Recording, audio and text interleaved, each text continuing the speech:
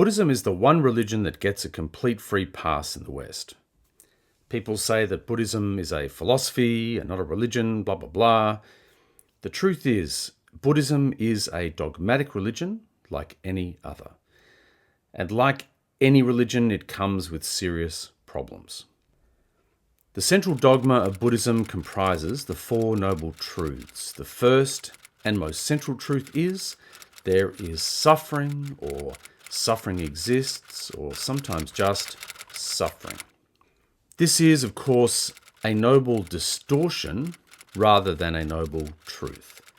Because along with suffering, there's also joy and desire and boredom and hunger and the myriad other states which comprise being human.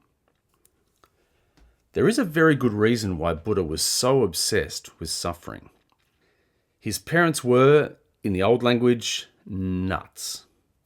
They thought it would be a great idea to quarantine their little prince from any experience of unpleasantness in life. As you can imagine, that was not, repeat, not a great idea. It was always going to happen. One day he left his splendid palace of perfection and encountered an old person, a sick person, and a corpse. And he freaked out. When we recite the Noble Truths, we usually do it in our best holy voice, like, "Oh, there is suffering." When it happened, though, it was much more like, oh my God, there is suffering. What is going on? What is happening to me? The Buddha was completely traumatized by this sudden encounter with real life, and he was so traumatized that he ran away into the forest and spent his whole lifetime trying to avoid suffering, trying to avoid real life. He worked out that attachment can cause suffering. For example, deep and intense human love always brings with it the prospect of desolation when the beloved is lost. And he perfected a dissociative technique to allow people to detach. We call it meditation. Buddhism is worth a fair bit of attention because it is quite sneaky and has somehow edged past all of our usual filters. For example, we now teach its dissociative religious technique under the name of mindfulness to children, even in secular schools. But for now, I'll content myself with a couple of quotes from William Burroughs, who's the only Western thinker I've ever encountered with a strong, direct, and coherent critique of Buddhism. This comes from a letter he wrote to poor old Jack Kerouac in 1954, expressing concern about the harm that Buddhism was doing to his friend. And just out of interest, here is Jack in the relatively early stages of his Buddhism, and here he is around 10 years later.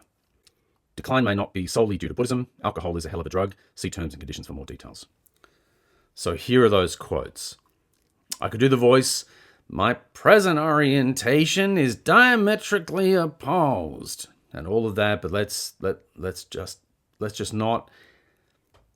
Burroughs said, my present orientation is diametrically opposed to, and thus perhaps progression from, Buddhism. I say we are here in human form to learn by the human hieroglyphics of love and suffering.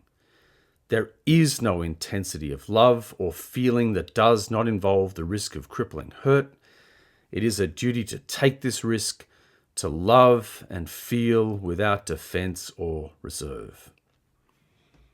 And he also said, we must learn by acting, experiencing, and living.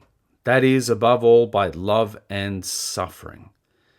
A man who uses Buddhism or any other instrument to remove love from his being in order to avoid suffering has committed, in my mind, a sacrilege comparable to castration.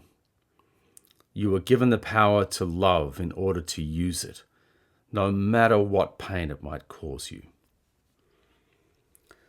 So, as it always gets down to, love is the message.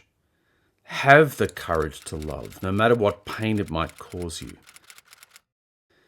And have faith even through your suffering that loving and loving deeply is what we poor humans have been put here to do.